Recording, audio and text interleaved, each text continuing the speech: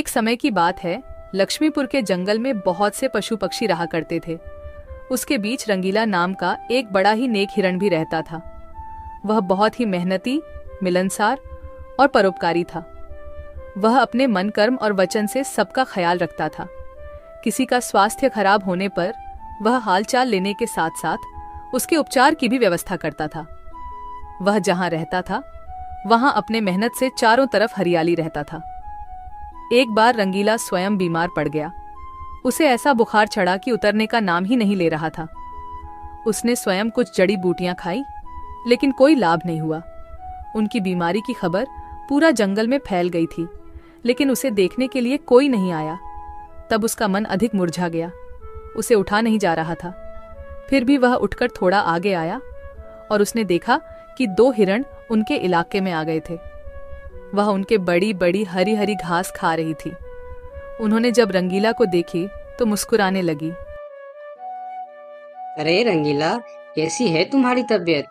हम लोग तो तुमसे ही मिलने आए हैं, तुम्हारा हालचाल जानने आए हैं। हाँ रंगीला, मैंने सुना तुम्हारी तबीयत बहुत खराब है, तो हमसे रहा नहीं गया, इसीलिए चले आए हैं।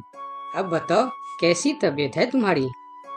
तबीयत में कुछ सुधार नहीं आया है, अब कोई दूसरी दवा लेनी पड़ेगी। हाँ हाँ, अच्छी दवा लेना और अपनी ख्याल रखना। अब तुम आराम करो, हम चलते हैं। रंगीला मुड़कर अपनी घर के तरफ चला गया और इधर दोनों हिरण फिर से रंगीला के इलाके के हरे हरे घास खाने लगी। हमने इस जगह के बारे में जितना सुना था उससे कहीं ज्यादा पाया। रंगीला ने बड़ी मेहनत से ये गुलशन सजाया है। चारों तरफ हरियाली ही हरियाली है। देखकर और खाकर तबीयत खुश हो गई। अभी पेट भरकर खा लेता हूँ, फिर कल रंगीला से मिलने के बहाने आ जाऊंगा। हमें रंगीला से क्या काम, हमें तो यह हरियाली खींच लाई है।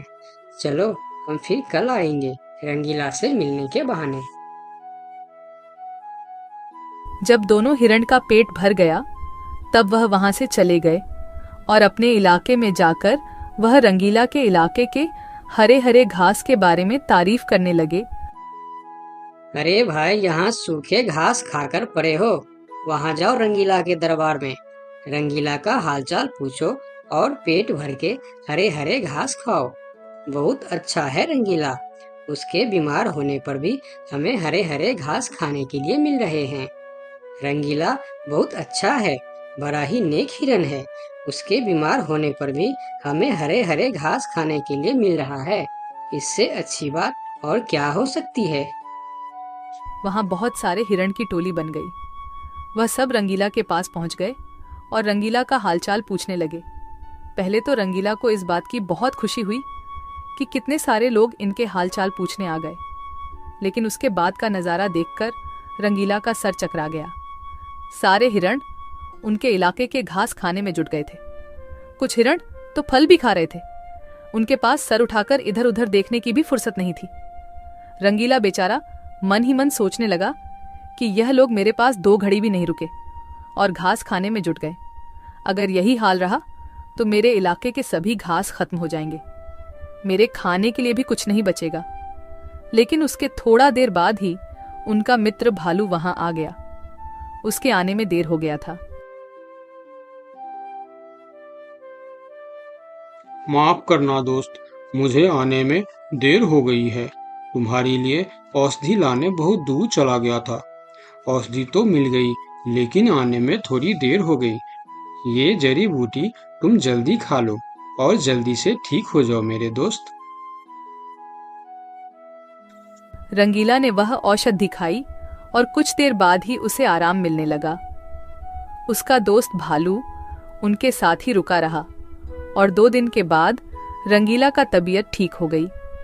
लेकिन उनके खाने के लिए न कोई घास बचा था, न कोई फल बची थी। उनकी सारी मेहनत पर पानी फिर गया था। वह बहुत उदास हो गया। दोस्त रंगीला, मैं जानता हूँ ये मतलब का संसार है। ज्यादातर यहाँ सब दोस्ती दिखावा का ही करते हैं। सब अपने फायदे की सोचता है। तुम चिंता मत करो, हम दोनों मिलकर यहाँ फिर से अपना गुलशन सजाएंगे, एक नई दुनिया बनाएंगे। इस कहानी से हमें यह सीख मिलती है कि मन में कपट रखने वाला मित्र शत्रु से भी ज्यादा खतरनाक होता है।